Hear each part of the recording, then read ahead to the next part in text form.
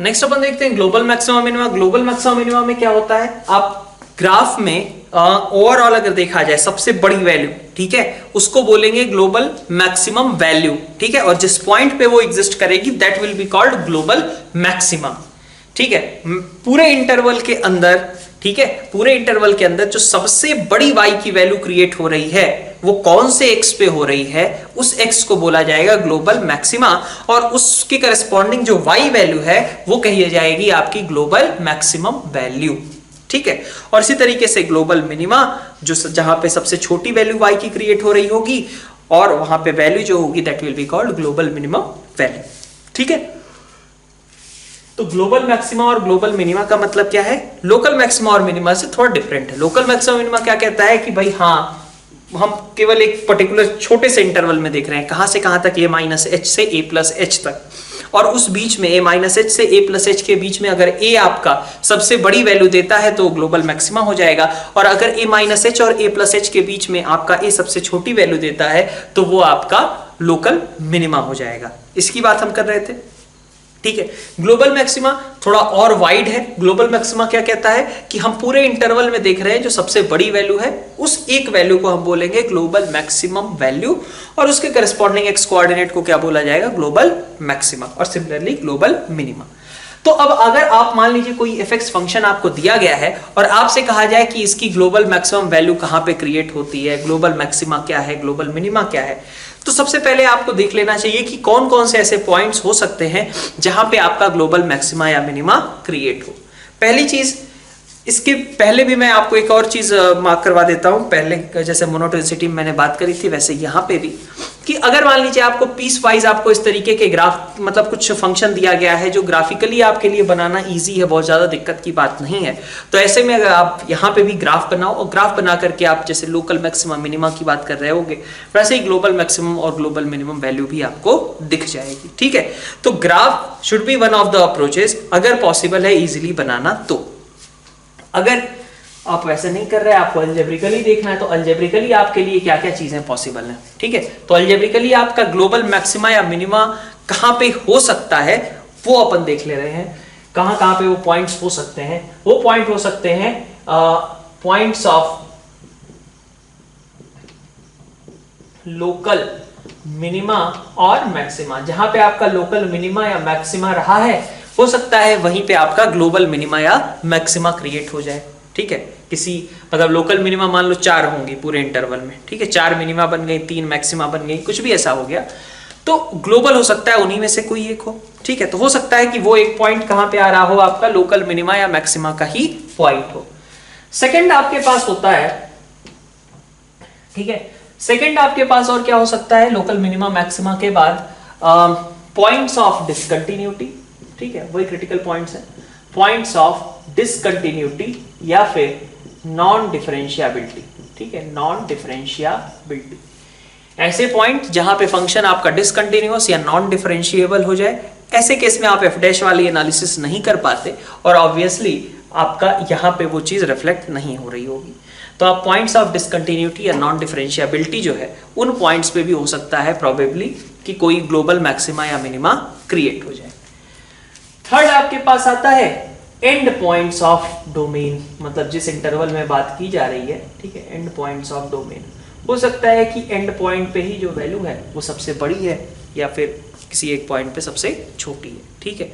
तो and points of domain भी इसके लिए रिस्पॉन्सिबल हो सकते हैं। तो ओवरऑल ग्लोबल मैक्सिमा या मिनिमा कहाँ कहाँ पे क्रिएट हो सकती है, लोकल मैक्सिमा या मिनिमा के पॉइंट्स पे, डिसकंटिन्यूटी और नॉन डिफरेंशिएबिलिटी के पॉइंट्स पे, और इसके अलावा क्रिएट हो सकती है एंड पॉइंट्स ऑफ डोमेन पे, ठीक है। तो ये वो पॉइंट्स हैं, ठीक है। फिर भी ग्राफिकली इसके एनालाइज करना काफी इंपॉर्टेंट भी है। अब इससे रिलेटेड देखिए, मतलब कई बार आपसे कोई क्वेश्चन पूछा जाता है कि लोकल मैक्सिमा या मिनिमा से रिलेटेड, है ना, कि आपका px कोई पॉलिनोमियल है ना, और फिर कहा जाएगा कि भाई p डैश x, px के बारे में बता दिया गया कि भाई ये 4th डिग्री का सपोज पॉलिनोमियल है, और p डैश x के जो लोकल मैक्सिमा और मिनिमा है वो मान लीजिए आपका कुछ दे दिया गया कि x इक्वल टू 3 और x इक्वल टू 4, ये आपके मैक्सिमा मिनिमा के पॉइंट्स है, ठीक है। किसके, p डैश x के लोकल मैक्सिमा मिनिमा के पॉइंट्स हैं।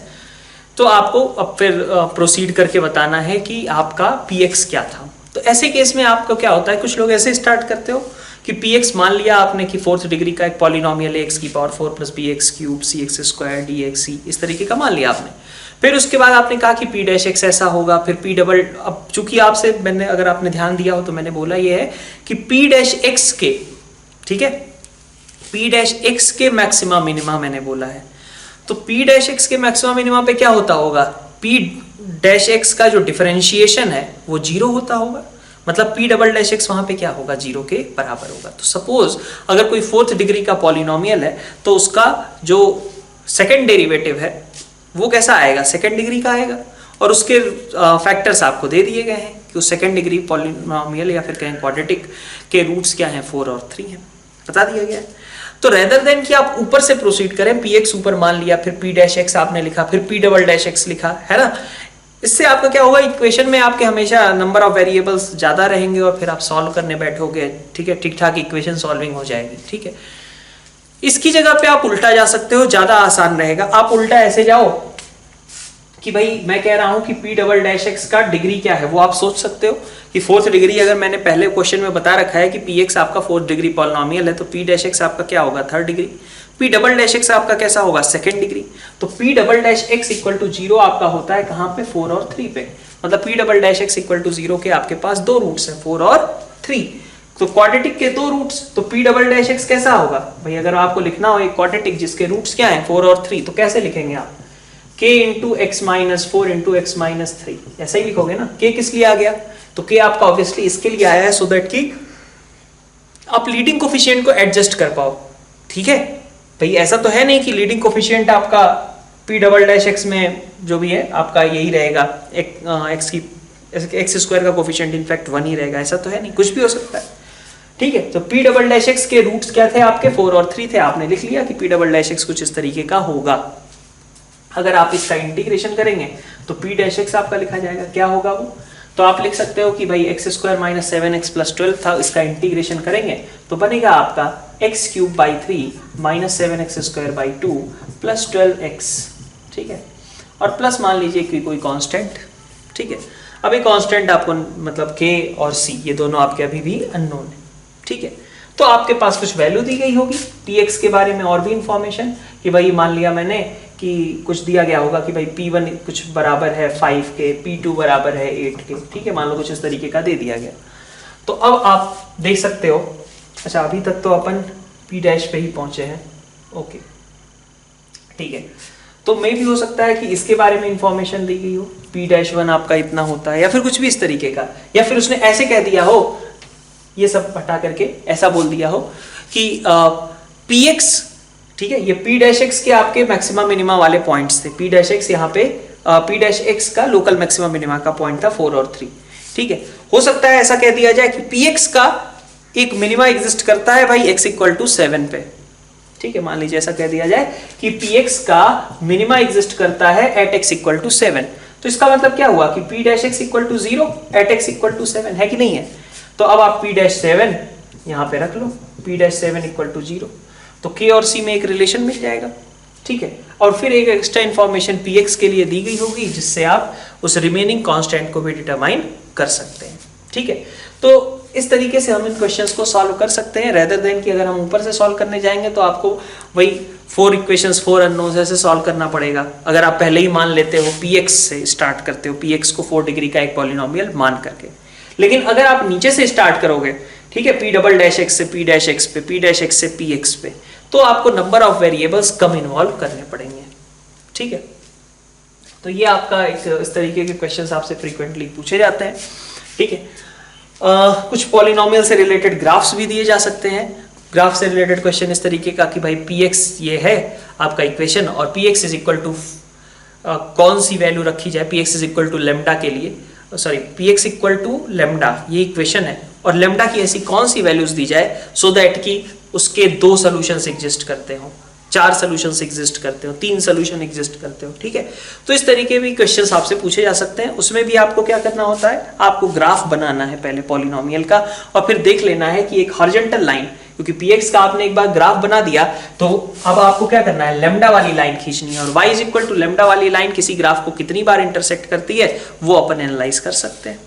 ठीक है, ठीक, मॉड के क्वेश्चंस में जो आपने FOM 2 में पढ़ा होगा उसमें भी आपने इस चीज को देखा होगा किस तरीके से आप इस क्वेश्चंस को सॉल्व कर सकते हो। ठीक है, तो एक साइड से आपने लेफ्ट हैंड साइड का ग्राफ बनाया, राइट हैंड साइड मतलब क्या है, y इक्वल टू लैम्डा या फिर कहें कोई भी एक हॉरिजॉन्टल लाइन, तो वो उसको इंटरसेक्ट कर रही है, कितनी बार कर रही है, बस यही आपको एनालाइज करना है। ठीक है, नेक्स्ट आते हैं अपन, नेक्स्ट बात करते हैं कॉन्केविटी के बारे में। ठीक है, कॉन्केविटी, तो कॉन्केविटी सिंपल टर्म्स में कहूं तो सबसे पहले आपको पता चलता है कि भाई f डबल डैश x का साइन, ठीक है, f डबल डैश x ये डिफरेंशिएबल से ही रिलेटेड है कॉन्केविटी वाली टर्म। ठीक है, जैसे मोनोटोनिसिटी था, मैक्सिमम मिनिमा था, वो f डैश से रिलेटेड नहीं था, वो बेसिकली था किससे, फंक्शन fx1 और fx2 के कंपैरिजन पे बेस्ड था, fa minus h fa plus h की वैल्यूज के कंपैरिजन पे बेस्ड था। जब वो डिफरेंशिएबल होता था तब हम उसको f डैश ए में कन्वर्ट कर लेते थे। ठीक है, ये आपका डिफरेंशिएबल फंक्शंस के लिए ये f डबल डैश x अगर आपका ग्रेटर देन 0 होता है तो अपन बोलते हैं कॉनकेव अपवर्ड्स। ठीक है, और अगर ये लेस देन 0 होता है तो अपन बोलते हैं कॉनकेव डाउनवर्ड्स। ठीक है, तो खैर ये तो सभी को पता ही होगा कॉनकेविटी में। ठीक है, और जहां पे f डबल डैश x आपका 0 हो जाए, ठीक है, f डबल डैश x 0 हो जाए, बल्कि ऐसे ना कहिए, आप ऐसे कहिए कि ऐसा पॉइंट जहां पे f डबल डैश x अपना साइन चेंज करता है, मतलब पॉजिटिव से नेगेटिव हो जाता है या फिर नेगेटिव से पॉजिटिव हो जाता है, उन पॉइंट्स को अपन क्या बोलते हैं, पॉइंट ऑफ इन्फ्लेक्शन। ठीक है, तो कॉन्केविटी में एक और टर्म मतलब आपका ये पॉइंट ऑफ इन्फ्लेक्शन क्या होता है, point of inflection where f double dash x changes its sign. Okay, तो ये आपकी कॉन्केविटी है। कॉन्केविटी के अगर अपन देखें तो मतलब एक तो ये छोटा सा टर्म है और उसके अलावा कुछ इनइक्वालिटीज हम डिसाइड कर लेते हैं यूजिंग कॉन्केविटी। ठीक है, तो जैसे मान लीजिए कि अगर अपन कहते हैं, ये काफी फ्रीक्वेंटली क्वेश्चन आपको हो सकता है दिखे भी हो सकता है टेस्ट में भी आपको दिखे। तो जैसे देखिए, ये जैसे आपका मान लिया मैंने कि एक कॉर्ड, एक कर्व है ना, कॉन्केव कैसा है ये, अपवर्ड है ना। अब इस कॉन्केव अपवर्ड कर्व पे अगर मैं कोई पॉइंट A लेता हूं, यहाँ पे B पॉइंट लेता हूं और दोनों को ज्वाइन कर देता हूं मैं यूजिंग अ स्ट्रेट लाइन, तो ये वाला पॉइंट आपका मान लीजिए कुछ कैसा कहलाएगा, A कॉमा FA, और ये वाला पॉइंट आपका क्या कहलाएगा, B कॉमा FB। तो A कॉमा FA और B कॉमा FB को जो ज्वाइन करने वाला सेगमेंट है, ठीक है। अब इसके लिए देखिए, अगर मान लीजिए मैं कहूं कि इस सेगमेंट पे, ठीक है, इंटरनल डिवीजन कर दो, इंटरनल डिवीजन कह रहा हूं, एक्सटर्नल नहीं, इंटरनल डिवीजन कर दो। इस AB सेगमेंट पे आपने इंटरनल डिवीजन कर दिया और लैम्डा S2 1 में सपोज, या लैम्डा S2 म्यू में ही कर लेते हैं, है ना। ठीक है, और आपको एक पॉइंट मिल गया P। ठीक, अच्छा, P के कोऑर्डिनेट्स क्या होंगे, P के कोऑर्डिनेट्स के लिए आप क्या करोगे, lambda B plus mu A divided by lambda plus mu, यही करोगे ना। तो P पॉइंट के अगर कोऑर्डिनेट्स कहे जाएं तो क्या है, सेक्शन फॉर्मूला लगा दिया, lambda B plus mu A upon lambda plus mu. Similarly lambda F of B plus mu F of A और अपॉन लैम्डा प्लस म्यू लिख सकते हैं अपन। ठीक है, ऐसा। ओके, अब देखिए, अगर आपने ये चीज लिख ली, ठीक है, तो आपके पास P के x कोऑर्डिनेट भी आ गया, y कोऑर्डिनेट भी आ गया। अगर मान लीजिए P का x कोऑर्डिनेट ही मैं मेंशन करूं, तो P का x कोऑर्डिनेट x एक्सिस पे मान लीजिए यहाँ पे एग्जिस्ट करता है, मान लीजिए ऐसा ग्राफ था ये। ठीक है, तो P वाला x कोऑर्डिनेट यही है ना। ठीक है, ये x है, इस x का वैल्यू कितना है, तो lambda B plus mu A upon lambda plus mu है। इसी x के करस्पॉन्डिंग अगर मैं यहाँ पे पॉइंट मार्क करता हूं, तो ये पॉइंट के कोऑर्डिनेट्स क्या होंगे, इस पॉइंट के कोऑर्डिनेट आपके पास क्या आ जाएंगे, इस पॉइंट का कोऑर्डिनेट होगा आपके पास, मान लीजिए P डैश इसका नाम रख दिया मैंने, तो इसका x कोऑर्डिनेट तो यही रहेगा, lambda B plus mu A upon lambda plus mu. ठीक है, और y कोऑर्डिनेट नहीं पता है, लेकिन हम ये तो कह सकते हैं ना, जैसे मान लीजिए कि एक कर्व है, मान लीजिए आपका y is equal to fx, तो y is equal to fx curve पे जब आप x की जगह पे इसको पुट करोगे तो आप क्या लिखोगे, y कोऑर्डिनेट क्या हो जाएगा, f ऑफ ये पूरी चीज lambda B plus mu A upon lambda plus mu कह सकता हूं मैं, ठीक है भाई एक्स है और ये एफ ऑफ एक्स है, कुछ नई बात तो करी नहीं हमने। अब अपन ग्राफ पे क्या देख सकते हैं, अपन ग्राफ पे देख रहे हैं कि हमारा जो पी पॉइंट है वो पी डैश के कंपैरिजन में ऊपर है। ऊपर है इसका मतलब क्या हुआ कि पी का जो वाई कोऑर्डिनेट था उसकी वैल्यू बड़ी थी और पी डैश का जो वाई कोऑर्डिनेट था उसकी वैल्यू कम थी, है कि नहीं है। तो इसका मतलब यहां से आप एस्टेब्लिश कर सकते हो या नहीं कि lambda F P plus mu F A, ठीक है, upon lambda plus mu is greater than, ठीक है, इज ग्रेटर देन और इक्वल टू दिस, सॉरी ये एफ ऑफ एक्स, मतलब ये जो कोऑर्डिनेट आएगा कितना होगा, F of lambda B plus mu A upon lambda plus mu, ठीक है। इस तरीके का रिलेशन हम स्टेब्लिश कर सकते हैं किसके लिए, अगर एफ एक्स आपका कॉनकेव अपवर्ड कर्व है तो, ठीक है। अगर यही कॉनकेव डाउनवर्ड है तो आपकी इनइक्वालिटी साइन पलट जाएगी। क्यों पलटेगी, क्योंकि आप देख सकते हो कि अगर मान लो कोई कर्व डाउनवर्ड है तो कॉर्ड पे लाई करने वाला जो पी पॉइंट होगा वो उसी के करस्पॉन्डिंग जो पी डैश का पॉइंट है कर्व पे उससे नीचे लाई करेगा, ठीक है। तो कॉनकेव अपवर्ड और डाउनवर्ड कर्व की हेल्प से भी हम इनइक्वालिटी को एस्टेब्लिश कर सकते हैं। आपको एक्सप्रेशन देख करके चमकनी चाहिए ये चीज कि ये कुछ इस तरीके का कॉम्बिनेशन लिखा हुआ है सेक्शन फॉर्मूला वाला। एक बार देखोगे फंक्शनल वैल्यू पे सेक्शन फॉर्मूला लगा हुआ है और एक बार आपके एक्स कोऑर्डिनेट्स पे सेक्शन फॉर्मूला लगा हुआ है, फंक्शन बाहर में है, ठीक है। देखो यहाँ पे y कोऑर्डिनेट्स पे फंक्शन मतलब सेक्शन फॉर्मूला लगा है और यहाँ पे आपके x कोऑर्डिनेट्स पे सेक्शन फॉर्मूला लगा है, f बाहर में है, ठीक है। तो ये इस तरीके का एक्सप्रेशन अगर कहीं पे भी आपको इनइक्वालिटी के लिए एस्टेब्लिश करने को आए तो आपको ये चीज देख करके चमकना चाहिए कि ये हो सकता है कॉन्केविटी से रिलेटेड चीज है, ठीक है। तो कॉन्केव अपवर्ड रहेगा तो आपके पास कॉर्ड पे लाई करने वाली चीज ऊपर लाई करेगी इन कंपैरिजन टू फंक्शन, और अगर कॉन्केव डाउनवर्ड रहेगा तो यही रिलेशन आपका उल्टा हो जाएगा। नेक्स्ट अपन बात करते हैं रूट एनालिसिस ऑफ क्यूबिक की, ठीक है। तो रूट एनालिसिस ऑफ क्यूबिक, कब किसी क्यूबिक के लिए नंबर मतलब तीनों डिस्टिंक्ट रूट्स एग्जिस्ट करेंगे, ठीक है। कब एक ही रूट एग्जिस्ट करेगा इसकी बात भी कर सकते हैं अपन थोड़ा बहुत, मतलब ग्राफ और ये मोनोटोनिसिटी इन सब की हेल्प से, ठीक है। तो सबसे पहली बात मैं ये करता हूं कि एफ एक्स अगर मान लीजिए आपके पास कुछ लिखा हुआ था, सपोज कुछ भी लिखा हुआ है, मान लीजिए P X cube plus Q X square plus R X plus S, ठीक है। तो क्यूबिक के बारे में ज्यादा इंफॉर्मेशन तो है नहीं, तो हमें क्या करना चाहिए, इसको इसके डिफरेंशिएशन को एक बार को ऑब्जर्व करना चाहिए, मतलब करना नहीं चाहिए बट यही ऐसे ही कर रहे हैं हम यहाँ पे। तो एफ डैश एक्स आपका कैसा होगा, ग्राफ का नेचर चेक करने के लिए एक तरीके से अपन इसका यूज कर रहे हैं। तो rather than writing it like 3px square plus 2qx plus r, I will prefer to write it as ax square plus bx plus c। कोई दिक्कत तो नहीं, ठीक है भाई। क्वाड्रेटिक बनेगी उसको मैंने ऐसा मान लिया। अब ये जो क्वाड्रेटिक आपके पास बन रही है इसका डिस्क्रिमिनेंट बड़ा इंपॉर्टेंट है, ठीक है, क्योंकि इस क्वाड्रेटिक के बारे में हमें बहुत सारी इंफॉर्मेशन है, पूरा चैप्टर पढ़ रखा है। तो इसके जो रिलेटेड रूट्स के इंफॉर्मेशन है उनके बारे में अपन सोचेंगे एक बार, ठीक है। तो देखिए x square plus B x plus C की अगर हम बात करते हैं, मान लीजिए पहला केस लिया मैंने कि आपका ए पॉजिटिव है, बल्कि ए पॉजिटिव बाद में बात करेंगे। इफ डी मतलब बी स्क्वायर माइनस 4ac जो है आपका, मान लीजिए वो निगेटिव है, पहले तो डी आपका B square minus 4ac negative है। तो अगर बी स्क्वायर माइनस 4ac है तो निगेटिव मतलब ये क्वांटिटी कैसी होगी, पूरा क्वाड्रेटिक या तो ऑलवेज पॉजिटिव ही होगा या तो ऑलवेज निगेटिव ही होगा, इतनी बात क्लियर है।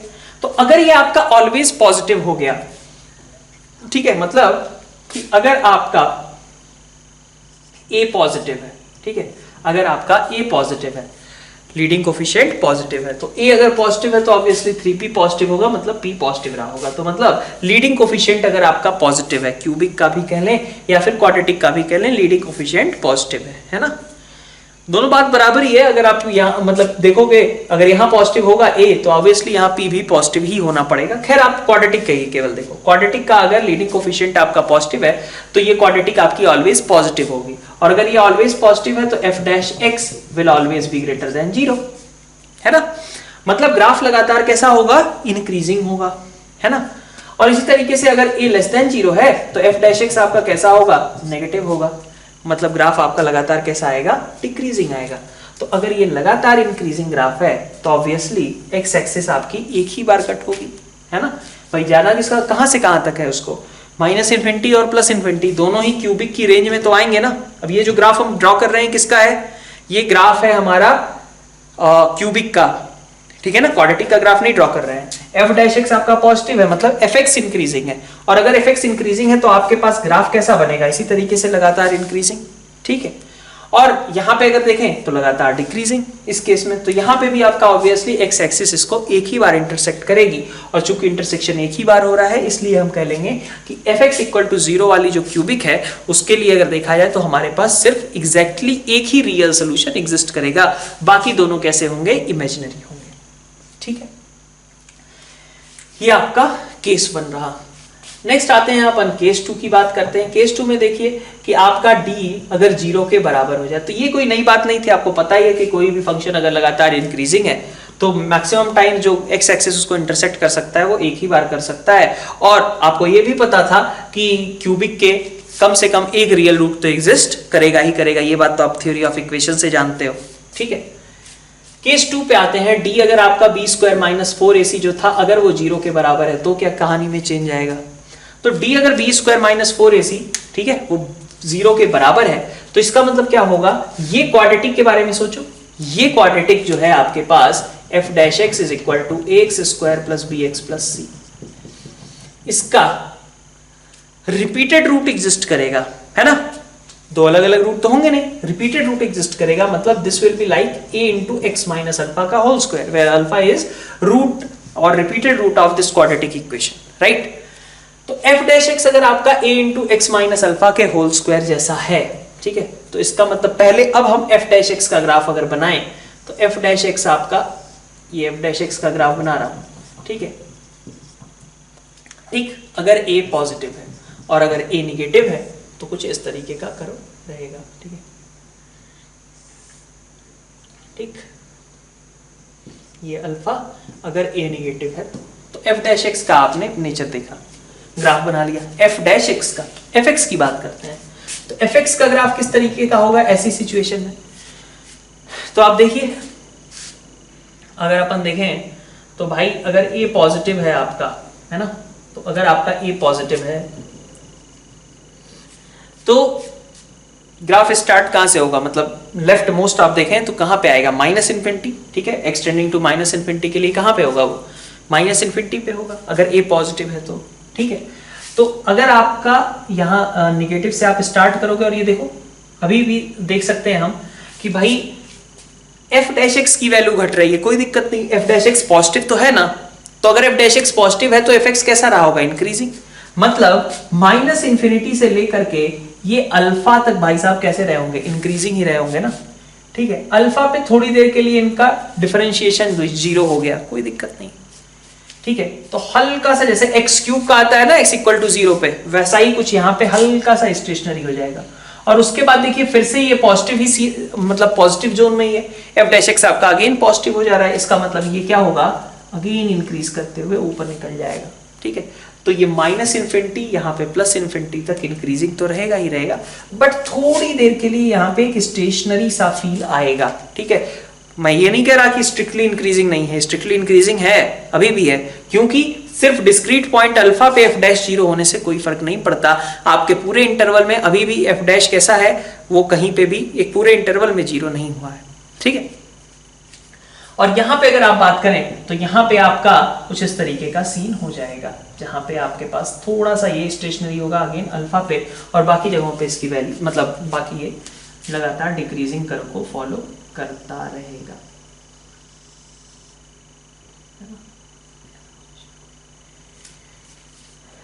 ठीक। तो अब देखिए आप, अगर मान लेता हूं मैं, ठीक है, अब इसमें थोड़ा सा केसेस है, अगर आपका जो x एक्सिस है वो यहां से क्रॉस करता है तो अलग सिचुएशन है, x एक्सिस यहां से या फिर यहां से क्रॉस करता है तो अलग सिचुएशन है, ठीक है। देखिए क्या चेंज हो जाएंगे, अगर आपका मान लीजिए x एक्सिस ये है तो ऑब्वियसली एक ही पॉइंट पे उसने इंटरसेक्ट किया और यहाँ पे उसके कितने एग्जैक्टली एक सोल्यूशन उसका एग्जिस्ट करेगा। इस केस में भी एग्जैक्टली एक ही सोल्यूशन एग्जिस्ट करेगा, लेकिन इस केस में अगर देखें तो जैसे एक्स एक्सिस के लिए, एक्स एक्सिस एक्स क्यूब वाले कर्व के लिए एक्स इक्वल टू 0 पे टेंजेंट का काम करती है, वैसे ही एक्स इक्वल टू अल्फा पे आपकी एक्स एक्सिस टेंजेंट का काम करने लगेगी। तो मतलब क्या हुआ कि यहाँ पे आपका एक्स एक्सिस मतलब कितने रूट्स क्रिएट करवाएगा, ये कितने रूट्स हो जाएंगे भाई, एक तो दिख ही रहा है आपको, एक बार इंटरसेक्शन हुआ, लेकिन अब चूंकि यहाँ पे तो आपके पास रिपीटेड रूट होने ही पड़ेंगे क्योंकि इसका एफ डैश भी 0 है, ठीक है, एफ डैश अल्फा 0 है ना कि नहीं है, ठीक है, एफ डैश अल्फा 0 के बराबर है, ठीक है, और एफ अल्फा भी आप कह रहे हो 0 है भाई, अगर एक्स एक्सिस यहाँ से क्रॉस कर रही है तो एफ ऑफ अल्फा कितना है, 0 के बराबर ही है, तो इसका मतलब रिपीटेड रूट तो हो गए, और अगर रिपीटेड रूट हो गए तो इसका मतलब कितने सोल्यूशन होंगे, 2 तो नहीं हो सकते ना, 2 रूट्स तो हो ही नहीं सकते, 3 रूट्स ही हो सकते हैं भाई, ऐसा तो नहीं हो सकता ना 2 रियल और एक इमेजिनरी रूट हो जाए, ऐसा तो इम्पॉसिबल है। तो इसका मतलब आपके तीनों रूट्स को रियल होना ही पड़ेगा। कैसे कहा हमने, देखिएगा ध्यान से, यहां से अगर एक्स एक्सिस पास कर रही है तो मतलब इसका वाई कोऑर्डिनेट 0 है, मतलब एफ ऑफ अल्फा 0 के बराबर है, और एफ डैश अल्फा को तो 0 होना ही होना है। तो अगर एफ अल्फा और एफ डैश अल्फा 0 हो गए तो पॉलिनोमियल का रिपीटेड रूट एग्जिस्ट करता है, और अगर रिपीटेड रूट एग्जिस्ट करता है तो इसका मतलब क्या हुआ कि 2 तो वहीं पे हो गए आपके। अब ऐसा तो हो नहीं सकता क्यूबिक के लिए कि 2 रियल रूट हो जाए, एक इमेजिनरी, है ना, तो इसका मतलब कि आपके तीनों रूट्स को रियल होना पड़ेगा। तो एक केस ये आया कि if F of alpha is equal to 0 then 3 repeated real roots, ठीक है, और अगर आपका एफ ऑफ अल्फा 0 के बराबर नहीं आता है, मतलब यहां से कहीं से भी एक्स एक्सिस पास कर रही है, तो इसका मतलब कि एग्जैक्टली 1 रियल रूट एग्जिस्ट करता है, ठीक है। सेम चीज आप यहां पे भी रियलाइज कर सकते हो, ठीक है। इसका केस 3 और देखते हैं अपन, केस 3 देखते हैं अपन, ठीक है। केस 3 में आपसे क्या कहा जा रहा है, केस 3 में आपको बोला गया है कि अगर मान लीजिए आपका b स्क्वायर माइनस 4ac जो था वो पॉजिटिव है, तो इसका मतलब क्या हुआ कि 2 रियल रूट्स एग्जिस्ट करने लग गए, और ये केस रहा आपका a निगेटिव का, ठीक है, a पॉजिटिव और ये a निगेटिव, ठीक, ये positive a negative f dash, ये बना लिया आपने, ठीक है। f डैश का अभी तक आपने कर्व बनाया है ना। तो मान लिया कि अगर 2 रियल रूट्स एग्जिस्ट करते हैं तो वो कहाँ पे है, अल्फा बीटा, और सिमिलरली यहाँ पे अल्फा बीटा, ये आपके मान लीजिए कि रूट्स हैं, ठीक है। दैट मीन्स कि आपका एफ डैश एक्स जो होगा, ठीक है, उस एफ डैश एक्स को आप लिख सकते हो ना दोनों ही केसेस में, a into x minus alpha x minus beta, right. अब एफ एक्स की बात करते हैं, तो एफ एक्स में देखिए आप, एफ एक्स के कर्व के लिए माइनस इन्फिनिटी से अल्फा में, इस केस की बात कर रहा हूं, a पॉजिटिव है, जब a पॉजिटिव है मतलब लीडिंग कोफिशिएंट क्यूबिक का भी पॉजिटिव, और क्यूबिक का लीडिंग कोफिशिएंट पॉजिटिव होने का मतलब कि x tends to minus infinity के लिए करो कहां पे है, माइनस इन्फिनिटी पे है, y की वैल्यू कितनी है, माइनस इन्फिनिटी है। तो अगर मैं इसी के करस्पॉन्डिंग बनाता हूं, मान लीजिए ये वाला पॉइंट अल्फा और ये वाला पॉइंट मान लीजिए आपका बीटा है, ठीक है। fx की बात अब हम करने जा रहे हैं, तो आप देख सकते हो कि f dash x minus infinity से अल्फा के बीच पॉजिटिव है, मतलब fx भी कैसा रहा होगा, इंक्रीज कर रहा होगा। तो हमने कहा, ठीक है, इसको अभी ये लाइन नहीं खींच, ठीक है। तो अगर अपन देखें तो माइनस इन्फिनिटी से अल्फा के बीच एफ डैश एक्स आपका पॉजिटिव है, ठीक है, तो इसका मतलब एफ एक्स कैसा रहा होगा, इंक्रीज। तो इंक्रीज किया करो ने कहां तक, अल्फा तक, है ना। फिर अल्फा से बीटा तक करो कैसा है, एफ डैश का नेगेटिव है, मतलब एफ एक्स क्या होगा, डिक्रीज करेगा। तो अल्फा से बीटा में करो ने क्या किया, डिक्रीज, ठीक है। और उसके बाद देखिए बीटा के बाद फिर से एफ डैश कैसा हो गया, पॉजिटिव, मतलब करो क्या करेगा, इंक्रीज, है ना। तो ये आपका एफ डैश एक्स का नेचर आएगा। तो अगर आपका एफ डैश एक्स इस तरीके, सॉरी ये आपका एफ एक्स का नेचर आएगा, ठीक है, एफ एक्स का कर्व इस तरीके का होगा। सेम तरीके से यहां पे देखें तो आपका माइनस इन्फिनिटी से अल्फा में एफ डैश कैसा है, नेगेटिव है, मतलब ग्राफ इनिशियली अल्फा तक डिक्रीज करेगा, फिर अल्फा से बीटा में इंक्रीज करेगा, ठीक है, और फिर डिक्रीज करते हुए, ठीक है, ऐसा ही कुछ कर्व का नेचर होगा। तो यहां पे कुछ चीजें ऑब्जर्व करने की हैं, क्या है, सबसे पहले तो कि जब आपका लीडिंग कोफिशिएंट, क्यूबिक का लीडिंग कोफिशिएंट अगर आपका पॉजिटिव है, क्यूबिक का लीडिंग कोफिशिएंट अगर पॉजिटिव है तो पहले मैक्सिमा आएगी बाद में मिनिमा आएगी, और यहां पे पहले मिनिमा आएगी बाद में मैक्सिमा आएगा, ठीक है, सबसे पहली चीज तो ये रिकॉल कर मतलब याद रखने की है कि अगर आपका लीडिंग कोफिशिएंट पॉजिटिव है तो ऑब्वियसली आपका जो पहले मतलब x दोनों के x कोऑर्डिनेट्स का कंपैरिजन कर रहे हैं तो मतलब जो मैक्सिमा है, ठीक है, वो पहले अकर होगा, मिनिमा उसके बाद में अकर होगा। मतलब लेफ्ट साइड में मैक्सिमा होगा, राइट साइड में कंपैरेटिवली मिनिमा होगा। और इसका उल्टा यहाँ पे लेफ्ट साइड में मिनिमा हो जाएगा, राइट साइड में आपका मैक्सिमा क्रिएट होगा।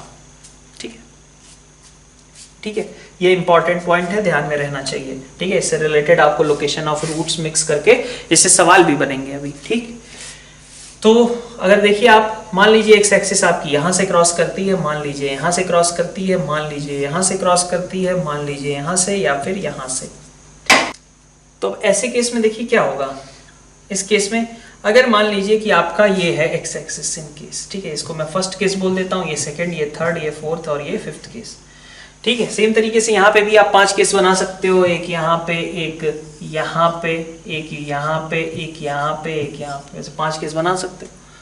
तो देखो अगर मान लो फर्स्ट केस है या फिफ्थ केस है तो आपको दिख रहा है साफ साफ कि ऐसे केस का मतलब क्या है कि आपका एक्स एक्सिस जो है, ये एक्स एक्सिस है अगर मान लीजिए, तो एक्स एक्सिस आपकी कर्व को एक ही बार इंटरसेक्ट करती है, मतलब एक ही इसका सोल्यूशन या फिर रूट एग्जिस्ट करेगा, और इसके लिए भी आपका एक ही रूट एग्जिस्ट करेगा। तो मतलब इन 1 and 5, ठीक है, एग्जैक्टली 1 रूट, ठीक है, 1 रूट एग्जिस्ट। तो एग्जैक्टली एक ही रियल रूट आपका एग्जिस्ट करेगा। रियल रूट की बात कर रहे हैं हम ऑब्वियसली, ठीक है, तो एक ही रियल रूट आपका हमेशा एग्जिस्ट करेगा 1 और 5 के केस में। तो हमें कैसे पता चलेगा कि कौन एक्स एक्सिस कहां से पास हो रही थी? तो ऐसे पता चलेगा, देखिए कि अगर ये आपका 1 है, मान लीजिए ये आपकी एक्स एक्सिस है, तो आप देख सकते हो क्या कि अल्फा का जो वाई कोऑर्डिनेट है, मतलब एफ ऑफ अल्फा यही है ना, और ये है एफ ऑफ बीटा, दोनों ही क्या बोले जाएंगे फिर? निगेटिव बोले जाएंगे। एफ ऑफ अल्फा भी निगेटिव है, एफ ऑफ बीटा भी निगेटिव है, ऐसा ही बोलोगे ना, ठीक है, एक्स एक्सिस के नीचे है। तो इसका मतलब क्या हुआ कि एफ ऑफ अल्फा और एफ ऑफ बीटा दोनों का साइन सेम था, दोनों का प्रोडक्ट कैसा हो जाएगा? पॉजिटिव हो जाएगा। और वहीं पे अगर फिफ्थ वाला केस हम देखें तो आपका एफ ऑफ अल्फा भी एक्स एक्सिस के ऊपर है, ये रहा आपका एक्स एक्सिस, इसके ऊपर है F of alpha, F of beta भी ऊपर है, तो इसका मतलब आपका same F of alpha into F of beta यहां पे भी कैसा है? पॉजिटिव है। तो फर्स्ट और फिफ्थ दोनों ही केसेस में आपका F of alpha into F of beta कैसा होता है? पॉजिटिव होता है। ठीक है, तो अगर आपने निकाला एफ ऑफ अल्फा और इंटू एफ ऑफ बीटा, ये तो निकाल सकते हैं, अल्फा बीटा क्या है वो आपको पता है, जहां पे एफ डैश एक्स 0 हो रहा था। ठीक है, तो F of alpha into F of beta अगर आपका पॉजिटिव आ गया तो इसका मतलब कि सिर्फ एक ही रूट एग्जिस्ट करता होगा, है ना। फिर इसी तरीके से देखिए कि अगर मान लीजिए हम 3 की बात कर लेते हैं, तो 3 वाले केस में देखिए क्या होगा। अगर ये आपकी एक्स एक्सिस है तो अल्फा मतलब एफ ऑफ अल्फा जो है कैसा है? एक्स एक्सिस के ऊपर, और एफ ऑफ बीटा कैसा है? एक्स एक्सिस के नीचे। तो ऐसे केस में आपका रूट कितने एग्जिस्ट कर रहे हैं? 3 रियल रूट्स। ठीक है, 3 रियल रूट्स, और एफ ऑफ अल्फा और एफ ऑफ बीटा कैसे हैं? अपोजिट साइन के हैं। तो इसका मतलब कि आपका F of alpha into F of beta ऐसे केस में क्या हो जाएगा? नेगेटिव हो जाएगा। तो अगर F of alpha into F of beta आपका नेगेटिव आ गया तो 3 रियल रूट्स एग्जिस्ट कर गए। ठीक है, फिर आते हैं यहाँ पे सेकेंड और फोर्थ केस में। तो अगर ये आपकी एक्स एक्सिस है तो एफ बीटा तो निगेटिव है, लेकिन एफ अल्फा तो 0 ही हो गया ना, एफ अल्फा तो खुद ही क्या है? 0 के बराबर है ऐसे केस में। ठीक है, अगर ये आपकी एक्स एक्सिस है तो एफ ऑफ अल्फा कितना है? 0। ठीक है, इसी तरीके से अगर ये आपकी फोर्थ वाली एक्स एक्सिस है तो आपका एफ ऑफ बीटा कितना है? 0। तो इसका मतलब कि अगर आपका एफ ऑफ अल्फा या फिर एफ ऑफ बीटा 0 हो जाए, मतलब F of alpha into F of beta अगर आपका 0 हो जाए, तो ऐसे केस में हम बोल सकते हैं कि हमारे पास कितने रूट्स आएंगे? 3 रूट्स आएंगे, 2 रिपीटेड और एक और। ठीक है, क्योंकि वो टेंजेंट का काम कर रहे हैं ना यहाँ पे और वहां पे। ठीक है, तो 2 रिपीटेड रूट होंगे, 2 रिपीटेड, 1 डिफरेंट। ठीक है, तो टोटल आपके पास 3 रियल रूट्स यहाँ पे भी एग्जिस्ट करेंगे। ठीक है, तो क्या क्या कहा हमने ओवरऑल क्लब करके एक बार समराइज कर लीजिएगा। अगर डी आपका नेगेटिव है तब तो कोई बात ही नहीं है, आपका एग्जैक्टली एक ही रियल रूट एग्जिस्ट करेगा। अगर डी आपका इक्वल टू 0 है तो आपको चेक करना पड़ेगा कि चलो एफ डैश अल्फा जहां पे 0 हो रहा था, क्या उसी अल्फा पे एफ अल्फा भी 0 है क्या? अगर एफ अल्फा 0 है, ठीक है, एफ अल्फा भी अगर वहां पे 0 है तो इसका मतलब कि 3 रियल रूट्स हैं, और अगर एफ अल्फा नॉन 0 है तो फिर एक ही रियल रूट एग्जिस्ट करेगा। तीसरा केस जब डी आपका पॉजिटिव है, इस केस को हमने एनालाइज किया, F alpha into F beta अगर आपका पॉजिटिव है तो एक रियल रूट, ठीक है। F alpha into F beta negative है तो 3 रियल रूट, और F alpha into F beta अगर आपका 0 है तो 2 repeated 1 different, total 3 real roots यहाँ पे भी एग्जिस्ट करेंगे। एक और चीज इंपॉर्टेंट जो बताई थी मैंने, ध्यान रहे, पहले मैक्सिमा बाद में मिनिमा, यहाँ पहले मिनिमा बाद में मैक्सिमा, ठीक है, डिपेंडिंग ऑन साइन ऑफ ए, ठीक है, ये चीज आपको क्लियर होनी चाहिए। अब इससे रिलेटेड एक इंपॉर्टेंट चीज, मतलब जो क्वेश्चंस की बात मैं कर रहा था वो कैसे क्वेश्चंस रहते हैं, जैसे मान लीजिए आपसे कह दिया जाएगा कि एक क्यूबिक है, ठीक है, इन टर्म्स ऑफ ए, है ना, मतलब ax क्यूब बाई 3 प्लस कुछ 3 minus ax square plus 2a into x, ठीक है, प्लस 6, चाहे कुछ भी ऐसा, ठीक है, मतलब x के टर्म्स पे क्यूबिक है लेकिन उसमें एक पैरामीटर a इन्वॉल्व है, ठीक है। पूछा गया for what values of a, ठीक है, मिनिमा जो है आपका कह दिया जाए कि x equal to 2 becomes a minima, ठीक है।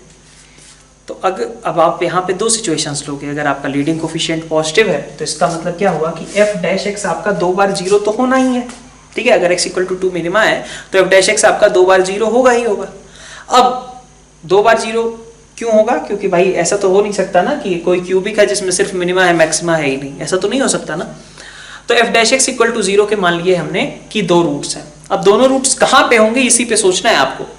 तो अगर मान लीजिए आपका लीडिंग कोफिशिएंट पॉजिटिव है तो ऐसे केस में आप क्या सोचोगे कि आपका अगर मिनिमा 2 आता है, अगर मिनिमा 2 आता है तो दूसरे रूट को कैसा होना पड़ेगा, 2 से छोटा रहना पड़ेगा। मतलब आप फिर क्या लगाओगे कंडीशन कि both roots are less than और इक्वल टू 2, ठीक है, both roots are less than और इक्वल टू 2। और अगर आप इस केस की बात करते हो कि आपका लीडिंग कोफिशिएंट नेगेटिव था तो इसका मिनिमा पहले आ जाता है, तो अगर यहाँ पे 2 आ जाएगा तो बीटा की वैल्यू ऑफ कोर्स 2 से ज्यादा ही होगी ना, तो फिर आपको कंडीशन लगानी पड़ेगी कि 1 root is 2 and other root is greater than 2।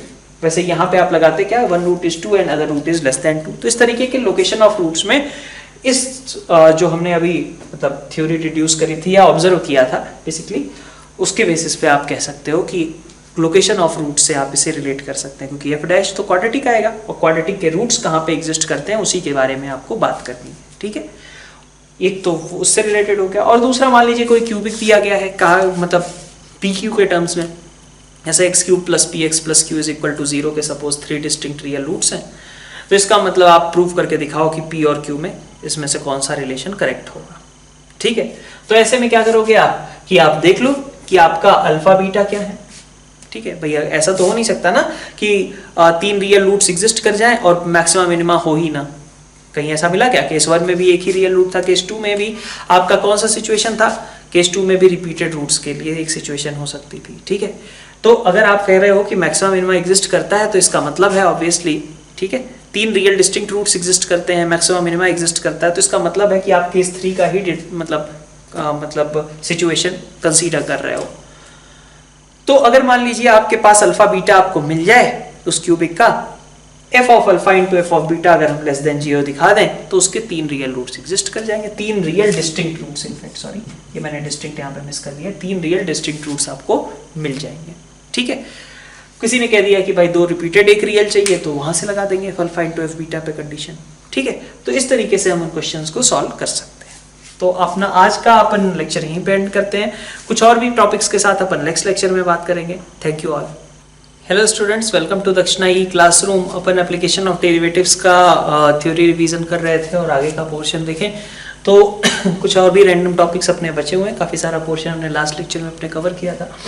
Next देखते हैं और स्टार्ट करते हैं डिस्टेंस बिटवीन 2 कर्व्स से। अगर आपको 2 कर्व्स के बीच की मैक्सिमम या मिनिमम डिस्टेंस निकालनी है, ठीक है, तो उसके लिए एक तरीके से ग्लोबल मैक्सिमा वाली सिचुएशन है वो, ठीक है।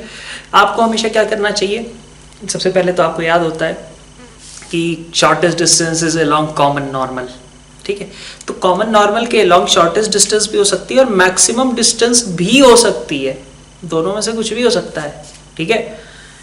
शॉर्टेस्ट डिस्टेंस के अलावा मैक्सिमम डिस्टेंस भी हो सकता है, कभी कॉमन नॉर्मल के अलोंग हो जाए, ठीक है। तो आपको इन चीज़ों को ज्योमेट्रिकली एनालाइज करना पड़ेगा, ठीक है, कि इस कॉमन नॉर्मल के अलोंग हमारी मैक्सिमम डिस्टेंस हो रही है या फिर मिनिमम डिस्टेंस क्रिएट हो रही है, वो ज्योमेट्रिकली आपको दोनों कर्व्स के अकॉर्डिंग ऑब्जर्व करके देखना होगा, ठीक है। ऑब्जर्व करने का मतलब है कि दोनों कर्व्स का नेचर आपको मालूम होगा, दोनों कर्व का नेचर जब पता होगा तो फिर आप देख पाओगे कि किस तरीके से वो अलोंग कॉमन नॉर्मल हम जिन 2 पॉइंट्स के बीच की बात कर रहे हैं वो क्या मिनिमम डिस्टेंस पे है या मैक्सिमम डिस्टेंस पे है, ऑब्जर्वेशन से आपको समझना है उसे, ठीक है। किस तरीके से डिस्टेंसेज इंक्रीज कर रही हैं, किस तरीके से डिक्रीज कर रही हैं। तो खैर करते क्या है, हम कहते हैं कि भाई कॉमन नॉर्मल के अलोंग हमारा मैक्सिमा या मिनिमा आएगा, ठीक है। अब कॉमन नॉर्मल के अलोंग अगर आएगा तो अपने को क्या करना चाहिए, दोनों कर्व्स के लिए नॉर्मल की इक्वेशन लिखनी चाहिए, ठीक है। हो सकता है कई बार ऐसा कि अगर मान लीजिए दोनों अननोन कर्व्स हैं, दोनों के लिए आपने पैरामीट्रिक टर्म्स में नॉर्मल की इक्वेशन लिखी और फिर आपने कहा कि कॉमन नॉर्मल के लिए जरूरी है कि दोनों इक्वेशन सेम चीज को रिप्रेजेंट करें, और सेम चीज को कैसे रिप्रेजेंट करेंगे, जब उनके कोफिशिएंट्स को आप कंपेयर करोगे, ठीक है। तो दो अलग अलग आपके पास अगर नॉर्मल्स की इक्वेशन आ गई इन टर्म्स ऑफ पैरामीटर्स, तो उनके कोफिशिएंट्स को कंपेयर करो, उनके कोफिशिएंट्स को कंपेयर करके अपन देख सकते हैं कि आपके पास मतलब क्या वैल्यूज क्रिएट हो पा रही है, ठीक है। ऐसा कौन सा पैरामीटर है T1 और T2 जिसके लिए सेम लाइन आपकी बन गई, ठीक है। तो आप नॉर्मल लिखो in terms of T1 for curve 1, in terms of T2 for curve 2, ठीक है। दोनों के कोफिशिएंट्स कंपेयर करो, T1 T2 की वैल्यूज निकालने की कोशिश करो और वहां से आपके पास कर्व का कॉमन नॉर्मल मिल जाएगा। कॉमन नॉर्मल मिल जाएगा, उससे ज्यादा इंपॉर्टेंट है आपको T1 T2 मिल गया। T1 आपका मतलब कर्व 1 का पॉइंट मिल गया, T2 आपके कर्व 2 का पॉइंट मिल गया। दोनों के बीच की डिस्टेंस को आप मैक्सिमाइज या मिनिमाइज कर लेंगे, देख लेंगे मतलब दोनों की डिस्टेंस मिनिमम है बीच की या मैक्सिमम है, ठीक है। कई बार ऐसा भी हो सकता है कि आपको एक कर्व दिया गया हो जो कि जिसका आपको पहले से पता हो कि भाई इसका नॉर्मल तो कुछ इस तरीके का लिखा जाता है, जैसे अपन पैराबोला इलिप्स पढ़ के आते हैं, तो अपन नॉर्मल की इक्वेशन हो सकता है लिख पाए, तो आप दूसरे वाले का पैरामीटर निकालो पैरामीट्रिक टर्म्स में और उसको इसके साथ कोएफिशिएंट्स कंपेयर करने की कोशिश करो, ठीक है। अब इसी चीज को कई बार होता है कि वो दो पॉइंट्स के बीच की डिस्टेंस या दो कर्व्स के बीच की डिस्टेंस को ऐसा कुछ लिख देते हैं, x2 माइनस x1 का whole square plus 4 minus x2 square minus x1 minus 3x1 का होल स्क्वायर, ठीक है। 4 minus x2 square minus 3x1 का होल स्क्वायर, ऐसा कुछ दे देते हैं, ठीक है। कि x1 x2 आपके पॉइंट्स हैं, मतलब x1 x2 आपके कुछ भी रियल नंबर्स हैं और आपको इस वैल्यू को मैक्सिमाइज करना है या मिनिमाइज करना है, ठीक है। तो इसका मतलब क्या होता है, इसका मतलब होगा कि x2 4 माइनस x2 स्क्वायर आप एक साइड कर लो और x1 3x1 एक साइड कर लो, दोनों के बीच की आपकी डिस्टेंस को मेजर किया जा रहा है कि नहीं है। तो इसका मतलब क्या हुआ, ये चीज क्या है, y is equal to 4 minus X square एक पैराबोला, और ये क्या है, y is equal to 3x एक लाइन। तो y is equal to 4 minus X square और y is equal to 3x के बीच की मैक्सिमम या मिनिमम डिस्टेंस की बात कर रहा है, ठीक है। खैर लाइन के अलावा ये कुछ और भी हो सकता था, जैसे मान लीजिए कि मैं इसे लिख देता हूं x1, मतलब कुछ भी यहाँ पे आ सकता था, x1 को एक साथ कर लिया तो वो वहां से आप एक कर्व x1 को एलिमिनेट करके देख सकते हो, यहाँ से आप x2 को एलिमिनेट करके कर्व देख सकते हो और दोनों के बीच का फिर आपको मैक्सिमम या मिनिमम डिस्टेंस मेजर करना होगा, ठीक है। तो ये चीजें भी हम अपन ऑब्जर्व कर सकते हैं और ऑफ कोर्स अगर दो कर्व्स कहीं इंटरसेक्ट कर जाते हैं तो उनके बीच की डिस्टेंस कितनी हो जाएगी, 0 के बराबर हो जाएगी मिनिमम डिस्टेंस, ठीक है। तो कुछ इस तरीके का अगर एक्सप्रेशन आता है आपके पास एक से ज़्यादा वेरिएबल्स में, तो अगर हो सकता है कि दो वेरिएबल्स हैं, x2 को x1 में कन्वर्ट किया जा सके, कुछ रिलेशन दिया गया हो, तब तो आप सिंपल मैक्सिमम मिनिमम से क्वेश्चन सॉल्व कर ले जाओगे। लेकिन अगर ऐसे एक से ज़्यादा वेरिएबल्स में आपको कोई एक एक्सप्रेशन दिया गया है और आपसे कहा जा रहा है कि इस एक्सप्रेशन को आपको मैक्सिमाइज करना है, मिनिमाइज करना है, तो फिर ऐसे केस में आपको क्या करना चाहिए, आपको डिस्टेंस बिटवीन टू कर्व्स के फॉर्म में उसको कन्वर्ट करने का ट्राई करना चाहिए। अगर हो जाता है तो फिर वहां से आप distance between two curves along common normal वाली चीज एनालाइज कर सकते हो। इसी का एक छोटा सा हिस्सा है कि एक पॉइंट और कर्व के बीच की डिस्टेंस मिनिमम या मैक्सिमम देखना, ठीक है। तो पॉइंट और कर्व के बीच की डिस्टेंस का मतलब क्या है कि फिर से आपको उस पॉइंट से पास करने वाला नॉर्मल यूज करना पड़ेगा, ठीक है। उसके अकॉर्डिंग आप देखोगे कि क्या वो डिस्टेंस मिनिमम हो रही है या मैक्सिमम हो रही है, ठीक है। क्या करना है, उस पॉइंट से पास करता हुआ, तो क्या करेंगे, सबसे पहले कर्व पे आप पैरामीट्रिक टर्म्स में पॉइंट ले लो और उस पे नॉर्मल की इक्वेशन लिख लो इन पैरामीटर्स। अब उस पैरामीटर वाली इक्वेशन को आप अल्फा बीटा जो भी आपका पॉइंट दिया गया उसे सेटिस्फाई करवा लो, करस्पॉन्डिंगली आपको टी मिल जाएगा। अब वो टी आपको मिल गया मतलब आपको कर्व का पॉइंट मिल गया। आपके पास जो पॉइंट गिवन है, कर्व का जो पॉइंट है, दोनों के बीच की डिस्टेंस को एनालाइज करो कि क्या उसके इधर उधर जाने पे डिस्टेंस बढ़ रही है या घट रही है। अगर इधर उधर जाने पे डिस्टेंस बढ़ रही है तो इसका मतलब दिस वन इज मिनिमा, और अगर इसके अलॉन्ग इधर उधर जाने पे डिस्टेंस आपकी घट रही है तो इसका मतलब this one is working as a maxima. Next अपन समझते हैं एक बार को रोल्स थ्योरम, ठीक है। रोल्स थ्योरम और इसी तरीके का होता है आपके पास LMVT, that is Lagrange's mean value theorem. Rolle's theorem क्या स्टेट करता है? रोल्स थ्योरम का स्टेटमेंट और इससे रिलेटेड जो आपके पास क्वेश्चन है, तो स्टेटमेंट शायद हो सकता है कई लोगों को याद भी हो, मैक्सिमम लोगों को इनफैक्ट, कि अगर कोई fx एक ऐसा फंक्शन है जो कि किसी open interval closed interval a to b में, ठीक है, closed interval a to b में कंटिन्यूअस है, ठीक है, open interval a to b में डिफरेंशिएबल है और fa आपका fb के बराबर है। अगर ये तीनों कंडीशंस हैं तो अपन बोलेंगे कि उस fx पे आपका रोल्स थ्योरम एप्लीकेबल होगा, ठीक है। और रोल्स थ्योरम अप्लाई होके कहेगा क्या? अप्लाई होकर के उसका कहना ये है कि f डैश c आपका 0 होगा, कोई ना कोई ऐसा c जरूर एग्जिस्ट करेगा इस open interval a to b में जहां f डैश c की वैल्यू 0 के बराबर हो जाएगी, ठीक है। तो fx इक्वल टू 0, fx अगर कोई फंक्शन है जो कि इन तीनों रिस्ट्रिक्शंस को फॉलो करता है तो f डैश c आपका 0 होगा पक्का कहीं ना कहीं इन दिस इंटरवल, ठीक है। अब ये हो सकता है कि ये सारी चीजें फॉलो ना हो और तब भी आपका f डैश c 0 हो जाए, तो उसकी बात अलग है। उसने ऐसा नहीं कहा कि अगर ये सब नहीं होगा तो f डैश c 0 हो ही नहीं सकता है, ऐसा नहीं कहा है उसने। उसने कहा है कि अगर ये सब होंगे तो पक्का f डैश c कहीं ना कहीं 0 होगा, ठीक है। अब इससे रिलेटेड आपके क्वेश्चंस क्या बनते हैं? तो रोल्स थ्योरम से रिलेटेड आपके सवाल, एक तो फालतू सा एक क्वेश्चन बन जाता है बोर्ड्स वाला कि मतलब c की वैल्यू निकालो कि c कहाँ पे 0 हो रहा है, f डैश c कहाँ पे 0 हो रहा है। तो खैर वो तो बचपन वाले क्वेश्चंस हैं। आपसे जो क्वेश्चंस पूछे जाते हैं वो कैसे होते हैं कि अगर मान लीजिए आपके पास दिया जाएगा कि इस इक्वेशन का इस इंटरवल में एक रूट एग्जिस्ट करता है, ठीक है। अब अगर आपको ऐसा लगे कि भाई ये जो इक्वेशन लिखी है इसके बारे में तो हम कमेंट नहीं कर पा रहे, लेकिन ये बड़ा ऐसा टर्म है जिसका इंटीग्रेशन बड़ा स्मूथ सा बन रहा है, कोई स्मूथ सा इंटीग्रेशन आ रहा है, ठीक है, ठीक है। देखिएगा आपको क्वेश्चंस तो कराए ही गए होंगे, लेकिन अपन बस उसको एक बार को रिकॉल करवा रहे हैं। तो आप कैसे सोचते हो कि आपके पास अगर मान लीजिए कोई एक्सप्रेशन लिखा है, आपको समझ में आया, मतलब उसमें कहा जा रहा है कि प्रूव करिए कि इसका एक रूट इस इंटरवल में एग्जिस्ट करेगा, आपको तुरंत ही देखते साथ अगर क्लिक कर जाए भाई इसका इंटीग्रेशन जो है वो तो बड़ा स्मूथ सा है, ठीक है, कि इसका इंटीग्रेशन आसानी से लिख सकते हैं। तो आप एक बार को उसका इंटीग्रेशन के बारे में सोच लिए। अब हो सकता है कि इंटीग्रेशन के बारे में आपको पता चल जाए कि अच्छा ये इंटीग्रेशन ऐसा है, ठीक है, जो आपके पास मान लीजिए px इक्वल टू 0 था, उसका इंटीग्रेशन आपने किया, तो इंटीग्रेशन ओवर px जो है वो उस इंटरवल a टू b जो गिवन था कि px इक्वल टू 0 का रूट a से b के बीच में एग्जिस्ट करता है। अगर ऐसा हो जाए कि इंटीग्रेशन ओवर px, ठीक है, इंटीग्रेशन ओवर px सपोज मान लीजिए gx के बराबर हो गया, तो ga और gb बराबर हो जाए, ठीक है, और वो एक ऐसा फंक्शन हो gx जो कि इन तीनों कंडीशंस को फॉलो करता हो, मतलब रोल्स थ्योरम एप्लीकेबल हो। तो अगर ऐसे gx पे आपका अगर रोल्स थ्योरम एप्लीकेबल है तो g डैश x कहीं ना कहीं बीच में 0 होगा उस इंटरवल में। तो अगर gx का a से b के बीच में रोल्स थ्योरम एप्लीकेबल होता है तो उसका मतलब उसके डिफरेंशिएशन का पक्का रूट एग्जिस्ट करेगा। तो आपको कैसे सोचना है? आपको ऐसे सोचना है कि क्या जो हमारे पास एक्सप्रेशन दिया गया है उसके इंटीग्रेशन पे रोल्स थ्योरम एप्लीकेबल है क्या, ठीक है। अगर है तो उसका मतलब जो आपको स्टेटमेंट कही गई है वो प्रूव हो जाती है कि ऑफ कोर्स इसका जो डिफरेंशिएशन वाला टर्म है उसकी रूट एग्जिस्ट करती होगी उस इंटरवल के अंदर, ठीक है।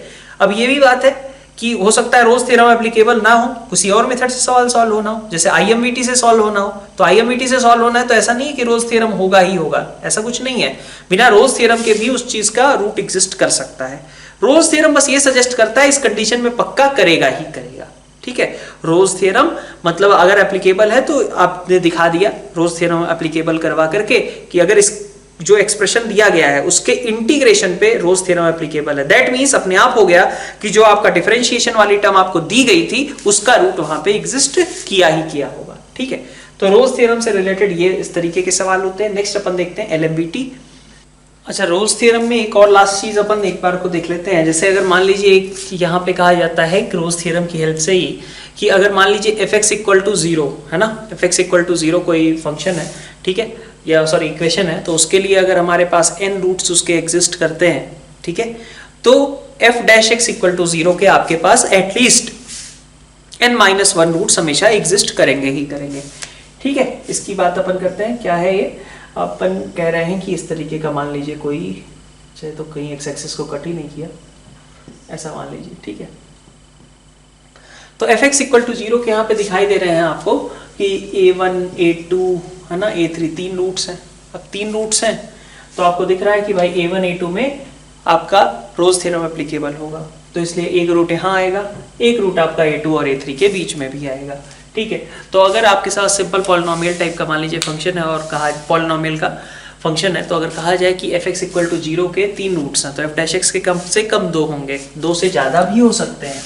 2 से ज़्यादा मतलब इन द सेंस कि ऐसा कुछ हो जाए, तो अब यहाँ पे देखो आप, ये भी एक f'(x) = 0 का रूट है, ये भी है, ये भी है, ये भी है, ये भी है, बहुत सारे हो सकते हैं, लेकिन मिनिमम आपके पास हमेशा n-1 रूट्स एग्जिस्ट करेंगे ही करेंगे। ठीक है, तो अगर आपसे कहा जाए कि f(x) = 0 के 8 रूट्स थे तो f'(x) = 0 के लिए 7 रूट्स होंगे एट लीस्ट, और f'(x) = 0 के लिए मिनिमम 6 रूट्स होंगे ही होंगे।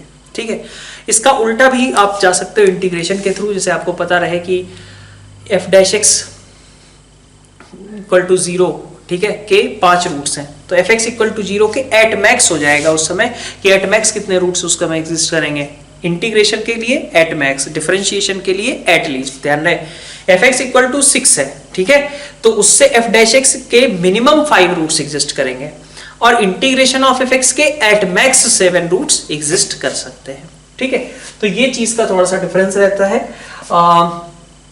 रोज थ्योरम के अंदर। अब इससे रिलेटेड आपको क्वेश्चंस ऐसे भी पूछे जा सकते हैं कि एक लाइन है और एक कर्व है, ठीक है, कर्व 6 डिग्री का है, एक लाइन उसको मीट करती है 4 पॉइंट्स पे, ठीक है, या फिर कुछ भी, हाँ मान लो ऐसा ही कहा गया, एक 6 डिग्री का कर्व है जिसको एक गिवन लाइन 4 पॉइंट्स पे इंटरसेक्ट करती है। ठीक है, तो अब आपसे कहा जाए कि वो जो कर्व है उसके डबल डिफरेंशिएशन, ठीक है, = 0 कितनी बार होगा, है ना। तो जैसे मान लीजिए आपसे कहा गया कि px आपका वो पॉलिनोमियल है 6 डिग्री का और कोई लाइन, ठीक है, ax + b = 0, उसको 4 बार इंटरसेक्ट करता है। ठीक है, तो अगर मान लीजिए इसका मतलब क्या है कि इसको अगर मैं hx मान लूं, इस पूरे एक्सप्रेशन को, तो hx = 0 के आपके पास कितने रूट्स हैं, 4 रूट्स, तो h'(x) = 0 के आपके पास कितने होंगे, h' = 0 मतलब p'(x) - a के मिनिमम आपके पास 3 रूट्स होंगे ही होंगे, और इसी तरीके से h'(x) मतलब कि p'(x) = 0 के मिनिमम 2 रूट्स आपके पास एग्जिस्ट करेंगे ही करेंगे। तो इस तरीके की चीजें पूछी जा सकती हैं, जैसे डबल डिफरेंशिएशन कितनी बार 0 होगा, या फिर p'(x) = a ये कितनी बार होगा। ठीक है, तो ऐसे ही चीजें भी आपसे पूछी जा सकती हैं रोज थ्योरम से related. Now we will start LMVT। अगर किसी इक्वेशन के लिए आपसे कहा जाए कि मिनिमम नंबर ऑफ रूट्स कितने होंगे, तो आप उस समय रोज थ्योरम का यूज कर सकते हो। ठीक है, रोज थ्योरम वाले कंसेप्ट से जा सकते हो एक बार को इस लैंग्वेज के साथ कि इसके मिनिमम नंबर ऑफ रूट्स बताओ। ये चीज कहने का मतलब है कि एक बार को आपके दिमाग में एक थॉट आना चाहिए कि रोज थ्योरम से तो ऐसा नहीं है कि काम हुआ अपना।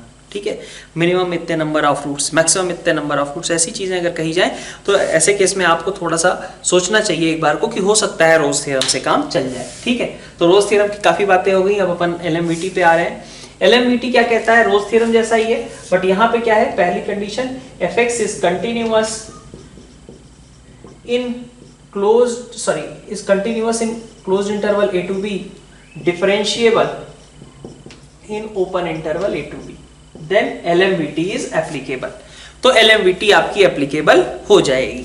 ठीक है, और एप्लीकेबल होकर के स्टेट क्या करेगी कि f'(c) will be equal to fb minus fa upon b minus a। ठीक है, कि f'(c) आपका क्या होगा, fb minus fa upon b minus a के बराबर होगा, जहां c lies in open interval a to b। ठीक है, कर्व के अकॉर्डिंग इस एक्सप्रेशन का मतलब क्या होता है कि आपके पास अगर मान लीजिए ये कोई f(x) आपका कंटिन्यूअस डिफरेंशिएबल है, मान लीजिए a से लेकर के b के बीच में, ठीक है, तो किसी एक पॉइंट पे जो टेंजेंट की स्लोप होगी f'(c), ठीक है, वो a और b को ज्वाइन करने वाली लाइन के स्लोप के बराबर होगी। f'(c) टेंजेंट की स्लोप एट c है ना, ये आपका x = c है, जिसपे आपकी टेंजेंट की स्लोप f'(c) रिप्रेजेंट करता है, और यही कहा जा रहा है कि कोई ना कोई ऐसा c जरूर रहा होगा सो दैट कि it becomes equal to fb minus fa upon b minus a। ठीक है, तो ऑफ कोर्स ये पॉइंट जो है क्या है आपका a, fa है, और ये पॉइंट है आपका b, fb, दोनों को ज्वाइन करने वाली कर्व के स्लोप को यहां से रिप्रेजेंट किया जा रहा है। ठीक है, ये आपका LMVT का स्टेटमेंट बनता है। अब इसमें भी एक सवाल ये आता है कि आप c की वैल्यू बताइए कि कब ये LMVT को सेटिस्फाई करेगा, है ना। तो ये आप सिंपल तरीके से कर सकते हो, इसके लिए कुछ खास बताने की जरूरत तो है नहीं।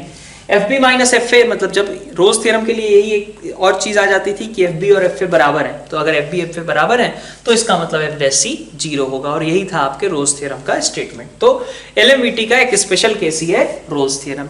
अब रोज थ्योरम का यूज आप कहां पे करते थे? मिनिमम या मैक्सिमम नंबर ऑफ रूट्स वगैरह निकालने के लिए आप इसका यूज करते थे। किसी एक इक्वेशन के लिए कि भाई इस इक्वेशन की रूट इस पर्टिकुलर इंटरवल में पक्का एग्जिस्ट करती होगी, ऐसे क्वेश्चन में आपका रोज थ्योरम का यूज होता था। ठीक है, इसके अलावा एलएमवीटी का यूज कहां पे किया जा सकता है? तो एलएमवीटी का यूज होता है मेनली इनइक्वालिटी स्टैब्लिश करने में। ठीक है, इनइक्वालिटी स्टैब्लिश करने में। कैसे इनइक्वालिटी स्टैब्लिश करने में ये हेल्प करेगा? तो सबसे पहला स्टेप है आपका, अगर मान लीजिए आपके पास इस तरीके का कोई एक्सप्रेशन दिखे, fx1 माइनस fx2, इस तरीके का कोई एक्सप्रेशन दिखे, ठीक है, और उसको आपको किसी लेस देन और इक्वल टू, ठीक है, इस तरीके की बात कही जाए, cot inverse b minus cot inverse a is less then, ठीक है, तो ऐसी चीजें जब कही जाए तो आपको थोड़ा सा फील आना चाहिए कि एलएमवीटी यहां एप्लीकेबल हो सकती है। कैसे एप्लीकेबल होगी? तो हम क्या करेंगे, हम सबसे पहले बोलेंगे कि भाई ये जो फंक्शन f है, अगर ऐसा एक्सप्रेशन के लिए आपको इनइक्वालिटी दिखाना है कि this is less then something, तो आप पहले fx पे फोकस करिए और fx नहीं बल्कि उसके डिफरेंशिएशन की मोनोटोनिसिटी को ऑब्जर्व कीजिए। ठीक है, fx को नहीं, fx की डिफरेंशिएशन की मोनोटोनिसिटी, मतलब f डैश x की मोनोटोनिसिटी कौन डिसाइड करेगा? f double dash x decide करेगा। ठीक है, तो f डैश x की सबसे बड़ी वैल्यू क्या हो सकती है, f डैश x की सबसे छोटी वैल्यू क्या हो सकती है? वो चीज ऐसी है जो कि आपकी एलएमवीटी से रिलेटेड इनइक्वालिटीज को एस्टैब्लिश करने में हेल्प करेगी। ठीक है, जैसे अपन एक एग्जांपल लेते हैं, तो सिंपल सा एग्जांपल आप ले लीजिए। जैसे मान लीजिए आपसे कहा जाए कि tan inverse b minus tan inverse a, ठीक है, इज लेस देन समथिंग। ठीक है, मान लीजिए कुछ है, मुझे भी नहीं पता कि क्वेश्चन में क्या लेना होगा, बट देखते हैं अपन कैसा होगा। तो अगर मान लीजिए ये आपको टर्म दिखा, तो tan इनवर्स x की एलएमवीटी का एक्सप्रेशन ऐसा कुछ आएगा। सबसे पहले ये थॉट डेवलप किया जा सकता है। ठीक है, तो आपने कहा कि अगर मान लीजिए कि आप fx लेते हो tan इनवर्स x, ठीक है, और उस पे एलएमवीटी अप्लाई करते हो, तो स्टेटमेंट क्या आएगी? tan inverse b minus tan inverse a upon b minus a is equal to 1 upon is equal to f dash c, मतलब ये आएगा 1 अपॉन 1 प्लस c स्क्वायर। अब c को हटाने के लिए क्या डिसाइड करना पड़ेगा? अगर आपसे ये कहा जाए कि this f dash c is always less than 1, तो चलेगा। तो एक तरीके से आपने क्या किया, f डैश c के लिए देखा कि f डैश c की सबसे छोटी वैल्यू क्या, सबसे बड़ी वैल्यू क्या हो सकती है। ठीक है, तो f डैश c की सबसे बड़ी वैल्यू क्या आई आपके पास कि f डैश c की सबसे बड़ी वैल्यू 1 हो सकती है। तो वही मैंने कहा था कि आप इसकी मोनोटोनिसिटी को फोकस करो। इसकी मोनोटोनिसिटी को इसलिए फोकस करो क्योंकि आपको इससे c के टर्म्स को हटाना है, और आपको वहां पे लिखना क्या है कि ये सबसे बड़ी वैल्यू क्या अटेन कर सकता है, सबसे छोटी वैल्यू क्या अटेन कर सकता है। तो यहां से देखिए tan inverse b minus tan inverse a upon b minus a, ये सबसे बड़ी वैल्यू क्या अटेन कर सकता है? तो मुझे पता चला कि f डैश c मेरा जो भी आए, चाहे जो मर्जी आ जाए, हमेशा ये 0 से तो बड़ा रहेगा और ये हमेशा आपके 1 से छोटा ही रहेगा या बराबर भी हो सकता है। ठीक है, तो tan inverse b minus tan inverse a, ठीक है, upon b minus a, it always lies in between 0 to 1। आपको फोकस क्या करना है? c को हटाने के लिए। ठीक है, ये टर्म आ गई तो आपको ध्यान में आना चाहिए एलएमवीटी। इसको हटाएंगे कैसे? c वहां पे नहीं दिख रहा है, c को हटाएंगे कैसे? तो हम देखेंगे कि भाई f डैश c के टर्म्स में कितना आता है, उसकी मैक्सिमम वैल्यू क्या हो सकती है, उसकी मिनिमम वैल्यू क्या हो सकती है गिवन इंटरवल के अंदर।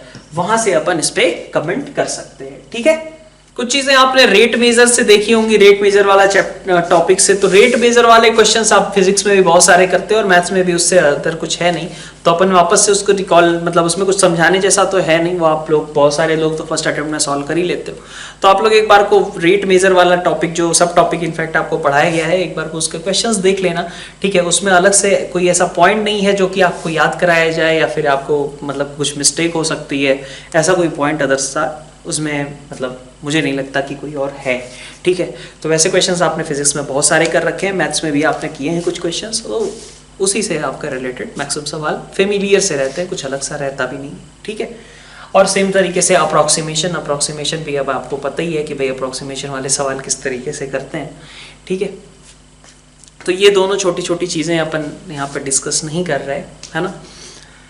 इसके अलावा आपके जो मेजर क्वेश्चंस पूछे जा सकते हैं वो एक रहता है आपका मैक्सिमाइज वॉल्यूम या सरफेस एरिया, इससे रिलेटेड पूछा जाता है।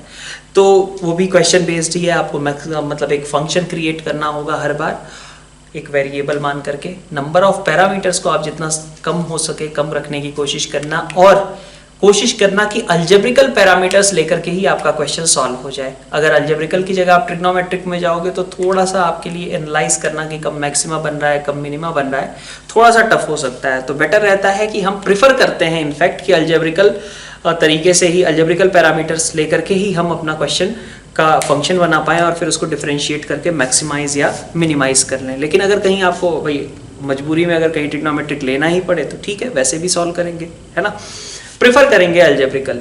ठीक है, तो मेनली अगर देखा जाए तो हमारे पास यही सारे टॉपिक्स थे आपके इस चैप्टर के अंदर में। ठीक है, और नेक्स्ट टॉपिक्स के साथ फिर से मिलते हैं इस चैप्टर का जो रिवीजन मॉड्यूल है उसको डिस्कस करते हुए। Thank you all.